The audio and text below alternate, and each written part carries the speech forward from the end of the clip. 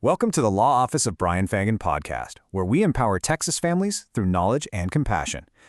Child custody disputes, they're easily one of the most stressful things a parent can go through. Just the thought of a courtroom battle can be totally overwhelming, and it's easy to feel like you have absolutely no control over your family's future. But what if I told you there's a smarter path forward? One that actually puts the decision-making power right back in your hands.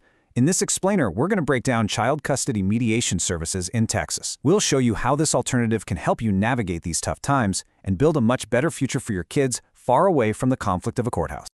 So, here's our game plan. First, we'll talk about why mediation is so often the smarter choice. Then, we'll dig into the nitty-gritty of how it all works. We'll also cover the huge benefits of reaching an agreement, how you can prepare for success, and this is really important, when you might need to be a little cautious.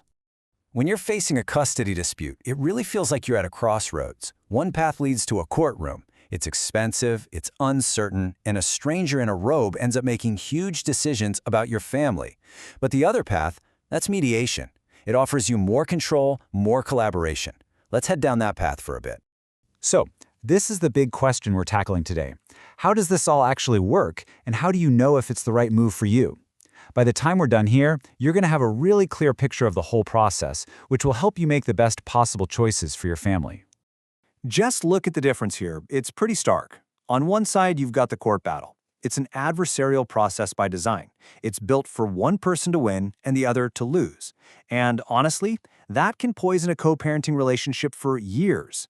But on the other side, you've got mediation. It's all about putting the power back where it belongs, with you, the parents. You're working together to find a solution, which isn't just cheaper, it also paves the way for a much healthier co-parenting future. So, what is mediation really? In plain English, it's about problem solving, not fighting. It's a private, organized conversation with a neutral guide whose whole job is to help you create a plan that works for your family. The Texas legal system actually values it so much that under Family Code Section 6.602, judges can and often do require parents to try mediation before they'll even consider giving you a trial date. That tells you a lot about where the court's priorities are. Okay, so we know what it is, but how does it actually play out? Let's walk through the process step by step so you know exactly what to expect when you walk in that room. So when does mediation actually pop up? Well, it's used all the time, from the very first time you're figuring out custody to situations where you need to change an old order, or even just to settle a disagreement over who gets the kids for Thanksgiving. And like I said, in the vast majority of Texas courts, it's not just a suggestion, it's a mandatory step before you can go to trial. I think a big question for a lot of people is, who is this mediator anyway? And it's so important to get this. They are not another judge. They are a neutral guide. They don't pick sides, and they absolutely cannot force you to agree to anything. Their entire job is to keep the conversation productive, help manage the emotions in the room, and guide you and your co-parent toward that common ground that can be so hard to see on your own. The process really boils down to 4 key steps. First, there's preparation, where you figure out your goals.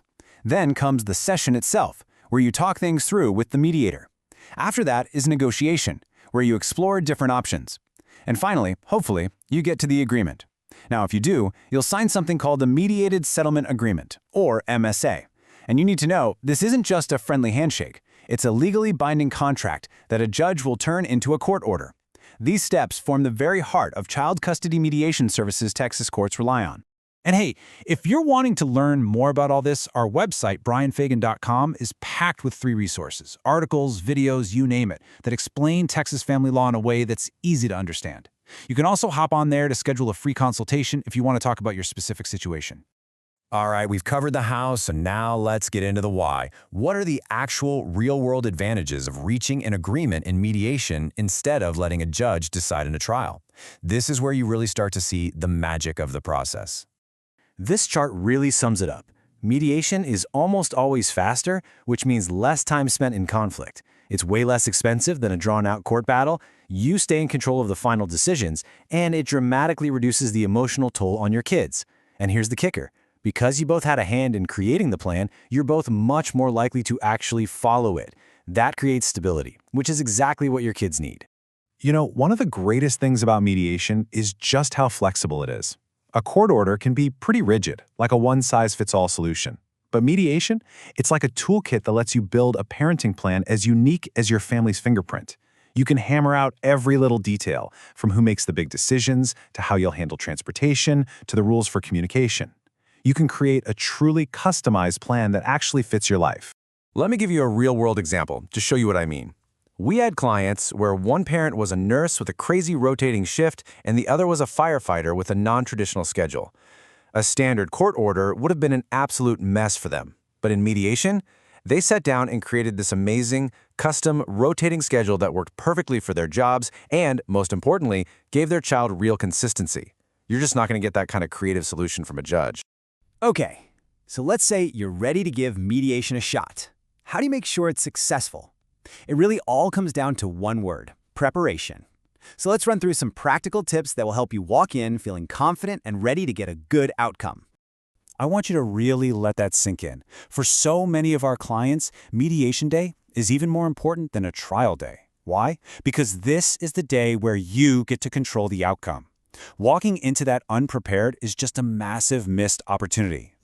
This one is, without a doubt, the most important tip. You have to shift your entire mindset. This isn't about winning. It's not about getting one over on your ex. It is 100% about working together to build a stable, loving future for your kids. Every single proposal you make should be run through that filter. How does this actually help my child? You should definitely walk in knowing what your perfect outcome looks like, but you also have to know where you're willing to bend. If you go in with a list of non-negotiable demands, the whole thing is going to fall apart. Real success in mediation is found in that middle ground, a solution that you can both live with, and more importantly, a solution that your kids can thrive under. Look, you wouldn't walk into a huge business negotiation without getting expert advice, right? Well, this is the same thing, but it's even more important. Talking to an attorney before mediation is absolutely crucial.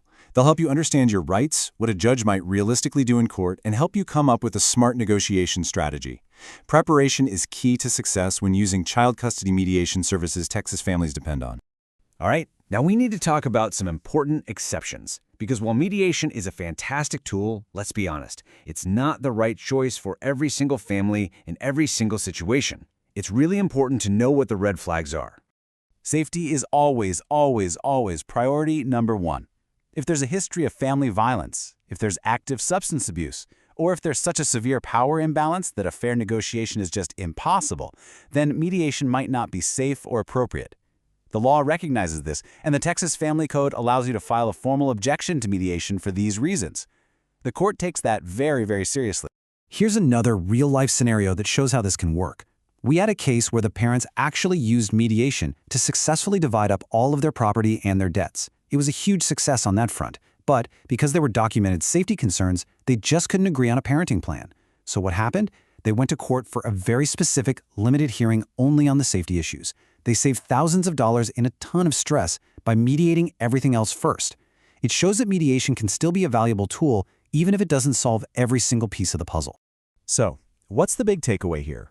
It's that child custody mediation in Texas offers you a powerful choice. It's a way to step out of the conflict, take back control, and work together to create a customized plan that is genuinely in the best interest of your children. It's about empowerment. Are you ready to build a better path forward for your children outside of the courtroom? If you're facing a custody dispute and want to learn more about how child custody mediation services Texas provides can help, please reach out. You can call the law office of Bryan Fagan at 281-810-9760 for a free consultation. Or find tons of free resources on our website at bryanfagan.com. Thanks so much for joining us.